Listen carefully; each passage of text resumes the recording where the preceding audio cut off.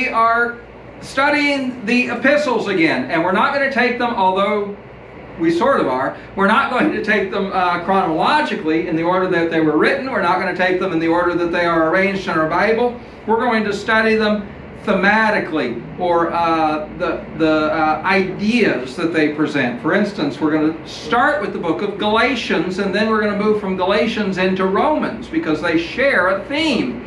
Paul begins to develop his ideas in Galatians, and then he expands them in the book of Romans. So we're going to study it in that way. And so as we begin our study of Galatians today, we're going to turn to the book of Acts. The book of Acts and chapter 14. Today is simply going to be an introduction to the book. You know, if we say today the churches in Galatia, that we don't have any idea what that means, do we? If you didn't have a map up on the screen here, you wouldn't know where Galatia was. The world has changed a lot in the last 2,000 years. Galatia was in the center of Turkey.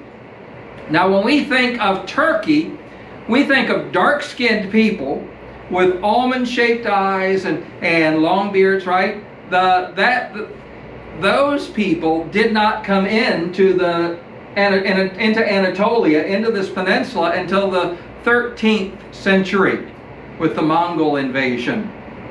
You see, Turkey, the area that is Turkey now, was originally the kingdom of the Hittites. You hear in the Old Testament about the Hittites? Well, that was the Hittite kingdom. They were in what is now called Turkey. And they spoke a language that was very much like ours. As a matter of fact, when the Hittite cities were being excavated and they were finding their inscriptions, they didn't know how to read them. And one young student was looking at them and going through them, and he realized that there was a word. They were using cuneiform alphabet that they knew. They just didn't know what the words were, you know. And he kept seeing this word that he knew. And so he's trying to figure out, is that really it? The word water was the same in Hittite as it is today. Isn't that amazing? The word is the exact same 4,000 years later. And so by using the word water, they were able to use that as a key to translate the entire language, to discover the entire language. So the Hittites were there, but then the Greeks defeated the Hittites. You remember the Trojan War? Well, the Trojans were Hittites. And the Greeks, the Mycenaeans, defeated them. And the Mycenaeans established all kinds of colonies and cities along the shoreline there. And then, of course, the Persians came and defeated the Greeks. And then the Greeks rose up and defeated the Persians. And then the Romans came in and they beat everybody. But before the Romans came in, about 200 years before Jesus was born, this group of people came out of Europe and they settled the central part of Turkey. And they were called the Gauls. And they came and they settled Galatia. These are the same Gauls that also went east into France and north into the British Isles. And the language they spoke was related to Celtic. And so that's, we're going to see today, they were a distinct people. They were unrelated to anyone else in the area. They had their own language, they had their own customs, their own culture, and they had established this region. And of course the Romans came in and defeated them and subjected them and established the province of Galatia. And when the Romans established the province of Galatia, they included some of the southern cities that weren't necessarily Gallic, but were nearby. And so that is where Paul is writing to the province of Galatia. Now Paul, on his first missionary journey, well, let's start at the beginning. You'll remember that Paul was a Jew. He was a Jew from the city of Tarsus. If you're wondering where Tarsus is, it's very close to Galatia. It's right here in Anatolia, right in this harbor, right here. And Tarsus was a very important mercantile city, but it was also a very important city of learning. They had the leading Greek university. The universities in Corinth and in Athens, they had died down, but the University of Tarsus was the leading educational center for the Greek-speaking world at that time. And he was born of a Jewish father and mother who were also Roman citizens. We don't know how they became Roman citizens. Some people believe that they assisted Augustus Caesar in his fight against Mark Antony, and so he was granted citizenship because he would have been wealthy. He had to have money to get citizenship either way, but Saul of Tarsus's father was a Roman citizen. But they were Jews. They were practicing Jews, and so Saul traveled to Jerusalem in order to study under the great Jewish scholar Gamaliel. And we read of Gamaliel in the book of Acts. We know him because he was the one who said, if this movement is of God, we can't stop it. And if it's not of God, then it'll die out on its own. Just leave him alone. This was Paul's teacher. Paul didn't listen to him very well, apparently. But the Jews still use Gamaliel's writings. They still read his commentaries, his rabbinical writings. He's respected even to today. So Saul of Tarsus studied under him. We know that Saul of Tarsus was a Pharisee.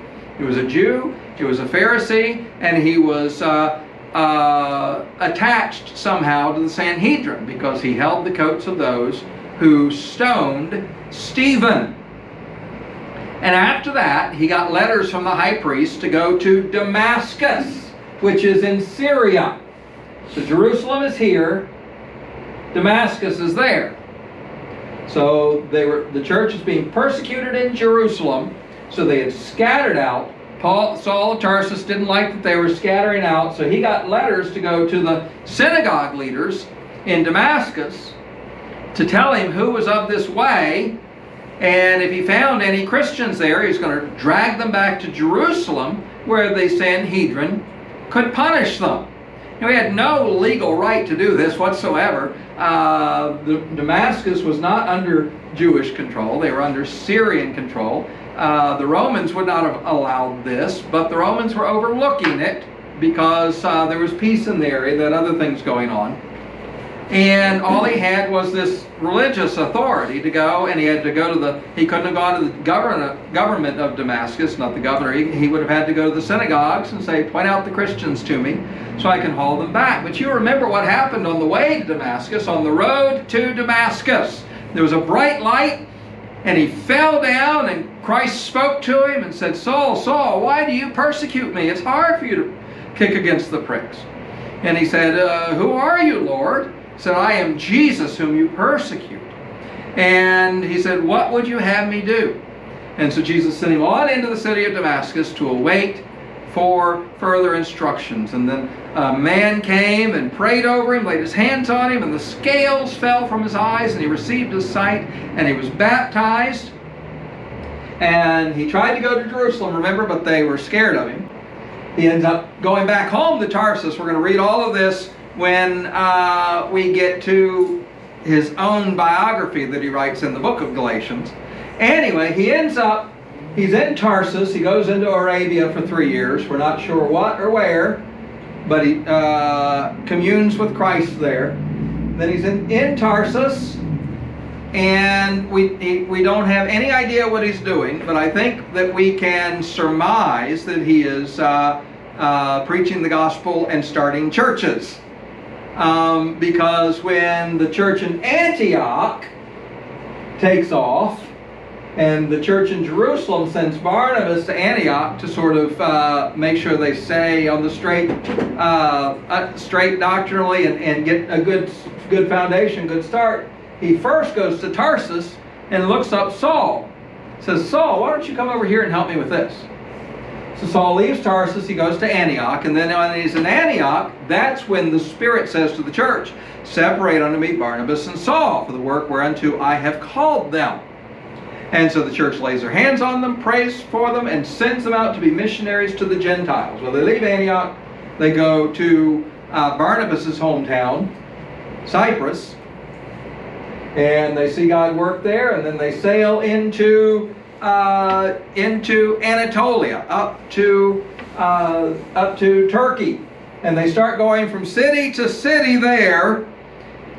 But the Jews keep running them out of town. They'll preach the gospel, and lots of Gentiles will come to know the Lord, but the Jews will get jealous and they'll run them out of town. And they just keep hopping from city to city, to Antioch, Lystra, Iconium. They keep hopping from city to city until we get to chapter 14 of the book of Acts. The same thing happened in Iconium when Paul and Barnabas went into the Jewish synagogue and spoke in such a way that a large group of Jews and Greeks believed. But the Jews who refused to believe stirred up the Gentiles and poisoned their minds against the brothers. So they stayed there for a considerable time, speaking out courageously for the Lord, who testified to the message of his grace, granting miraculous signs and wonders to be performed through their hands. But the population of the city was divided. Some sided with the Jews, and some with the apostles. When both the Gentiles and the Jews, together with the rulers, made an attempt to mistreat them and stone them, Paul and Barnabas learned about it and fled to the Lycaonian cities of Lystra and Derbe and the surrounding region. And there they continued to proclaim the good news. In Lystra sat a man who could not use his feet, lame from birth, who had never walked. This man was listening as Paul was speaking. When Paul stared intently at him and saw that he had the faith to be healed, he said with a loud voice, "Stand upright on your feet." And the man leaped up and began walking. So when the crowd saw what Paul had done, they shouted in the Lycaonian language, "The gods have come down to us in human form." And they began to call Barnabas Zeus and Paul Hermes, because he was the chief speaker. The priest of the temple of Zeus, located just outside the city, brought bulls and garlands to the city gates. He and the crowds wanted to offer sacrifices to them. But when the apostles, Barnabas and Paul, heard about it, they tore their clothes and rushed out into the crowd, shouting, "Men, why are you doing these things? We too are men, with human natures just like you. We are proclaiming the good news to you, so that you should turn from these worthless things to the living God, who made the heaven, the earth, the sea, and everything that is in them. In past generations he allowed all nations to go their own ways. Yet he did not leave himself without a witness by doing good, by giving you rain from heaven and fruitful seasons, and satisfying you with food and your hearts with joy. Even by saying these things, they scarcely persuaded the crowds not to offer sacrifice to them. But Jews came from Antioch and Iconium, and after winning the crowds over, they stoned Paul and dragged him out of the city, presuming him to be dead. But after the disciples had surrounded him, he got up and went back into the city. On the next day, he left with Barnabas for Derbe. So here they are. They've gone from Antioch to Iconium, and they've just been chased from one place to the next. And finally they go to Lystra, and Lystra is a Gallic city. They use their own language there. And they go there and they begin to preach the gospel in the marketplace. They did not go to a synagogue. I don't know if there wasn't a synagogue, or if they're just tired of dealing with the Jews and decided, let's just stand in the marketplace and preach. But they stood in the marketplace, and the marketplace isn't like a supermarket here. The marketplace is a place where lots of people are speaking. You've got an open area where everybody comes and sets up their stalls, and they sell their different wares, and people are trading and they're buying and they're selling. And also anybody who has an idea, any politicians that want to make a stump speech, or anybody who is proclaiming a new idea, or somebody who wants to get students, a teacher who's trying to gather students, they'll set up in the marketplace and they'll just start talking. And people will walk by, and if they're interested, they'll stop and listen. But Paul and Barnabas were speaking in Greek. They preached in Greek. They were preaching in Greek. And these Lystrans were not interested in hearing what these Greek-speaking Jews had to say. They were just completely ignoring them, going about their business, we know that they didn't even hear what their message was because of how they reacted. If they had listened even a little bit to hear about Jesus of Nazareth, they never would have taken them to be Zeus and Hermes. They weren't even listening. They were just ignoring them. They were not interested in these people. You know how rude French people are said to be in Paris? Well, that's what the Lystrans were like. If you weren't speaking Gaelic, they weren't interested in listening to you. So they're just walking by. They're not paying any attention to them. But there's this one guy who's lame.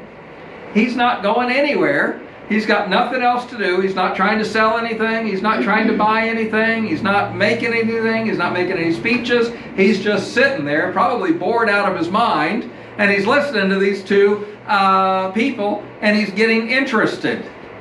The more they talk, the more he believes. Why? Because Paul tells us that faith cometh by hearing, and hearing by the word of God. Faith does not come by seeing miracles. Faith does not come by some revelation from heaven. Faith does not come from seeing one raised from the dead, Jesus told us in the story of the rich man and Lazarus. Faith comes by hearing the word of God. And so this lame man couldn't get away. And he sat there all day hearing the word of God. And that produced faith in his heart. And Paul could see the faith growing in his face. Have you ever been talking to somebody and you can just see that they're getting it? They understand that it's making sense. Well, he was hearing the message that we're all sinners, that we've all done wrong, that none of us can please God on our own, that there is a God who created the universe, who made us in His image and has righteous demands for us, and that we have failed those demands and we have fallen from His we have rebelled against His authority, and He has the right to send us to hell. But He has chosen to send His Son to take our punishment instead, so that we can receive grace through Christ and be called the children of God. What an amazing message that is. Paul looks at him and he sees in his face that he gets it. And he goes over and he says with a loud voice, "Stand upright on your feet." And the man leaped up and began walking. Now this gets everybody's attention. Now what do we know about Gallic people, about Frenchmen and Scotsmen and Irishmen? They're very emotional people, aren't they? Boy, they can get whipped up into a crowd in no time. And these people were just like that. They see this guy jump up and leap up, and he begins to walk about, and everybody, what? Who are these guys? And then they start talking to themselves, and they're speaking Gaelic. They're speaking the Lycaonian language, and so Paul and Barnabas don't know what they're saying. And they must be gods. And so somebody runs out to the temple, and the priest at the temple thinks that the gods have come down. Now the reason they think this is because they have a story about a city in that area that Zeus had visited. And no one had invited him in to give him a bed for the night, and so he destroyed the city. And so they're kind of sensitive about this. And so if Zeus is here, we better take care of him. And so they run and they get their high priest, and he brings out the oxen and he brings out the garlands, and they come and they put the garlands on Paul and Barnabas. And can't you imagine how confused they were? Here they are completely ignored for the entire day, until now they're getting flowers and they're bringing livestock to them, and they're trying to figure out what's going on here. And they finally start hearing Zeus and Hermes. Wait, what are you doing? Don't do this. Don't offer sacrifice to us. And he says, we're men just like you are. We just came to bring you the good news of Jesus Christ. And so they finally get them to stop. They constrain them. They stop them from sacrificing them. And the people just sort of wander away. But there seems to be a group that stay and listen and hear. Because, now remember, there are gaps in time in the story. They didn't persuade the crowd, and then as the high priest is leading the oxen away, the Jews from Antioch show up. There were probably a few days here at least when Paul had a very good ministry going on in Lystra, and people were coming and were listening and were hearing and were trusting Christ. How do we know? Because the disciples surround him. So there were disciples. So he started a church here. But the Jews in Antioch and Iconium heard that God was working in Lystra, and so they came down and started stirring up trouble. And they won the crowds over. These people who were ready to worship them the other day stone him to death today. Now most people, I agree, believe that Paul was stoned to death. Paul talks about when someone he knew who went into the third heaven. I believe that's Paul. At this point, he was stoned to death and was carried out and left for dead outside the city. But the disciples came and surrounded him. And can you imagine how shocked they were when he hopped back up? and what the people in Lystra said when he walked back into the city. You know, if a city had stoned me to death and thrown me out, and God raised me from the dead, I might have just moved on.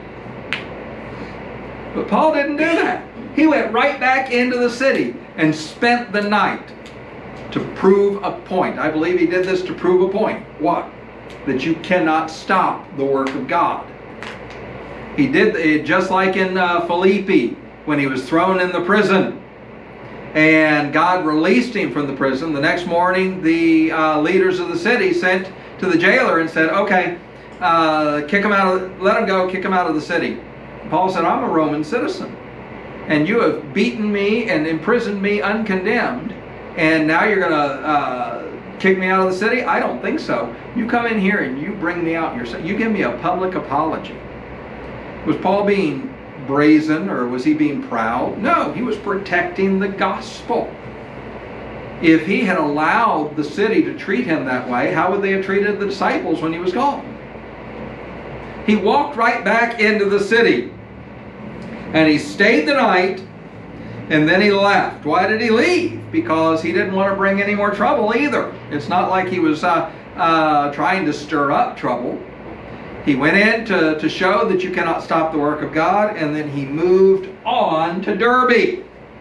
And these are the cities that he is writing to when he writes the book of Galatians.